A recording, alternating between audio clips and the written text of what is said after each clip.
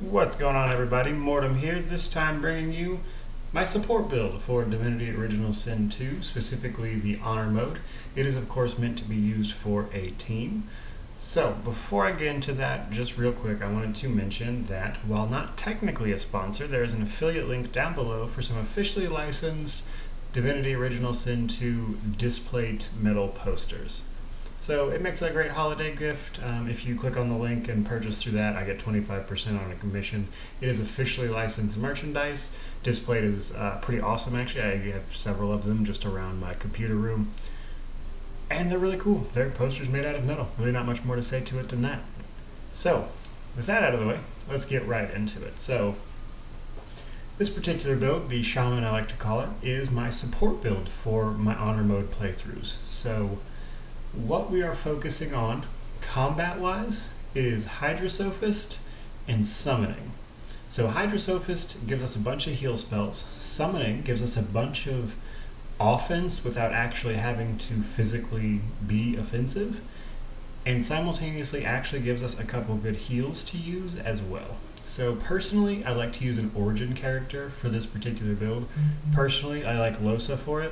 But honestly, any of them would do. There's no particular race or there's no particular race you need to use. If you want to click a preset, just pick one that uses a wand and a shield. That one's usually the best way to go because that's what we're going to wind up using in the long run. So right off the bat, you want to put 3 in Hydrosophist, I find, at the beginning of the game, because this will let you learn all the abilities you need to know, and then pump the rest into Summoning. That way you can learn the healing abilities you need, and then Summoning will give you some offense early in the game when it's harder to get damage off. And then after that, you're just going to max Hydrosophist and Summoning. And that is pretty much it for combat abilities. Now looking at our skills that we're going to be using. So the first one is our weapon ability. So if you're using a shield at all, you get shields up, which will restore some of your physical and magic armor, which of course prevents status effects. If you don't know how all that works, there are some videos down below that detail exactly how those things work in Divinity Original Sin 2, because honestly it's kind of confusing, but I'm assuming if you're looking at Honor mode stuff, you may know some things about that already, so I'm going to presume that for the rest of the video. But again, if you have no idea what I'm talking about, there is some links down below for a combat overview, which kind of explains some of it. So then we have Dimensional Bolt. This just shoots a bolt that deals a random type of damage to an enemy and creates a corresponding surface, and it is based off of our intelligence stat. So this just is useful to deal some damage in situations. There's nothing particularly special about it. Then we have Healing Ritual from the Hydrosophist tree. Sends a wave of healing to target another character. Then it's basically like a chain heal in WoW, actually, and it restores a bunch of health. You can see it here. So it kind of a chain heal. It gives you a bunch of stuff as far as that goes. And then we have Hail Strike. So one of the main reasons we pick up Hydrosophist, besides the fact that it of course has all the healing spells for the most part, it is actually also great for slowing and frankly taking enemies' turns from them, either by freezing them or straight up knocking them down with ice. So Hail Strike drops a bunch of chilly ice sickles, I guess, down on the enemy, which deals water damage and creates ice surfaces, like so. And then if enemies walk over that ice, it will knock them down potentially. Then we have Winter Blast. This deals quite a bit of water damage in a specific area, sets the chilled status, as well as freezes blood and water that is on the ground. And it looks like so. As you can see, it's a pretty wide area of effect. And if we put it over the water that just melted earlier from our earlier spell, it'll freeze it all back, which again creates a surface that will then knock enemies down. Then we have Ice Fan.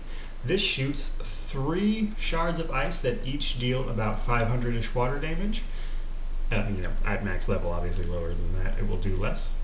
But the nice thing about this is we can target specific areas with each bolt.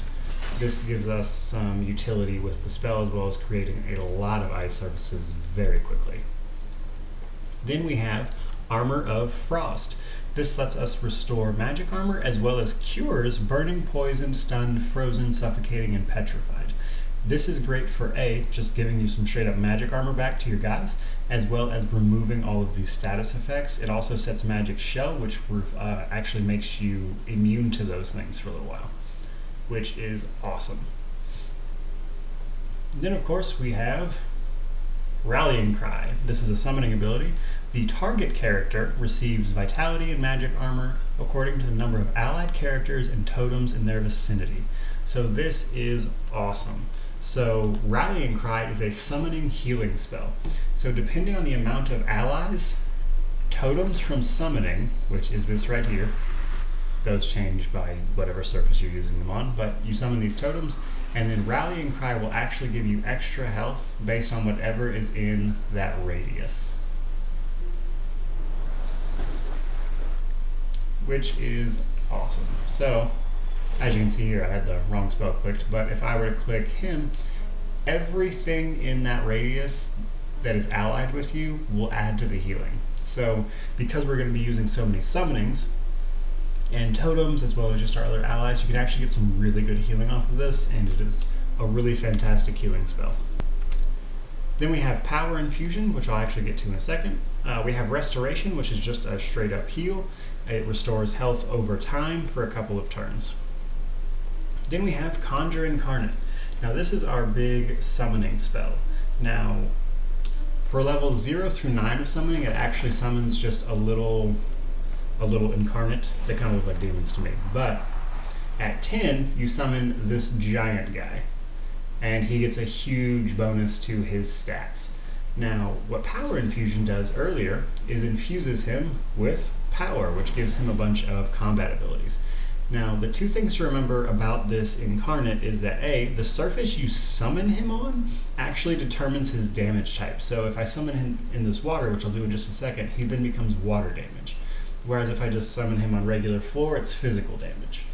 And then Power Infusion adds combat abilities like Whirlwind and Rush. Now the thing to keep in mind here is just because it adds those abilities doesn't mean it does physical damage. It does whatever type of damage that the incarnate deals because of where you summoned him. So if I summon a water incarnate and then use Power Infusion, and then we can click on him to see his abilities, this is going to deal water damage, despite the fact that these are typically warfare abilities, because it is a water incarnate.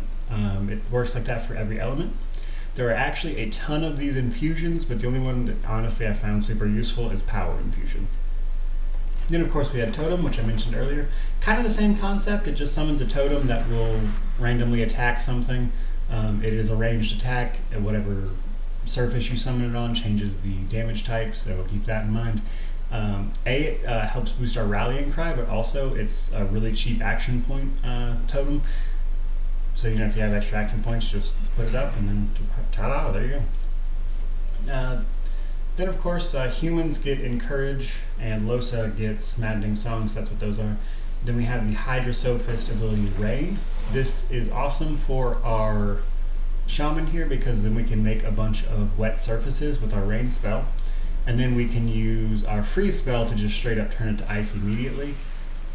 And then any enemy that is wet or chilled will actually be frozen if we hit them with anything after this. So, just a good utility spell all around.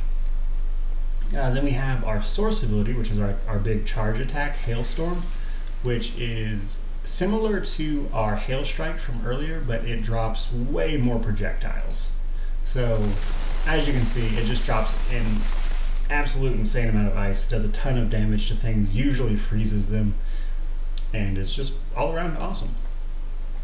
And then I have Icebreaker. So Icebreaker is fun because then you can do stuff like this, and it went away too fast there, but if we have a bunch of ice on the ground, Icebreaker will blow it up and make it deal damage. Now, looking at the other things in our build, now that we've gone over the skills that we're using. So, civil abilities, I recommend Lore Master for this because again, it's a support character, so their whole thing is, supporting the rest of the group, and I find the best way to do that is honestly Lore Master, which will help you identify things instead of having to pay an NPC to do it.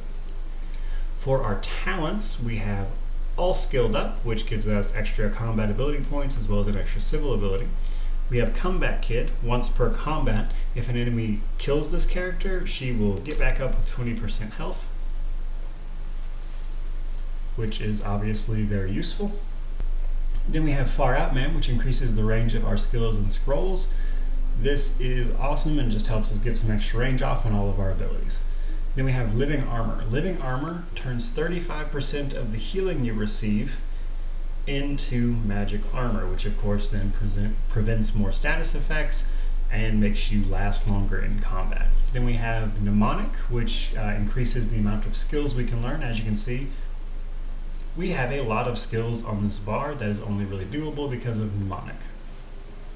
And then we have Thrifty, which is actually just Ingenious and Thrifty are just the human racial talents. You get those automatically if you're playing a human. So, for stats, what you want to dump them into is equal parts intelligence and constitution. Don't put anything into anything else, honestly. As you can see, everything else I have is from gear and mnemonic. So just dump it between intelligence and constitution. This will give you the damage you want, as well as this. Now, as far as gear goes, mostly you're looking for the stuff that gives you a bunch of magic armor, because that's going to have the bonuses you want. Because of the way this game rolls loot, there's not like a specific way to tell you like this is the thing you want. Just look for the stuff that gives you a ton of magic armor. It's kind of like the robes, what would typically be light armor, despite the fact that the game doesn't actually label anything that way.